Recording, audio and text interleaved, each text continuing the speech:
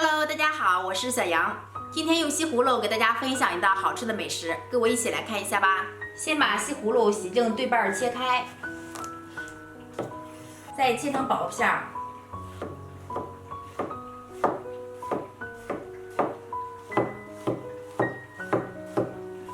切好以后收在一个盘中。锅中水烧开，放在里面用大火蒸5分钟。蒸好后，把里面的汤汁倒在一个小碗中，在里面加1勺生抽，1勺蒸鱼豉油，再加1勺蚝油，搅拌均匀。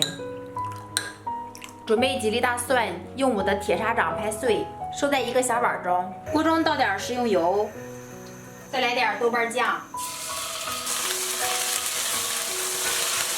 炒出蚝油，下入蒜末。蒜末炒香，倒入料汁，料汁微微有点粘稠，倒在西葫上面，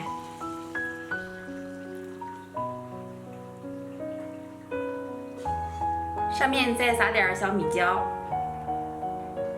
西葫芦这样做鲜嫩又好吃，方法也特别的简单。喜欢的朋友记得在家尝试一下。我是小杨，感谢朋友们的观看，我们下期再见。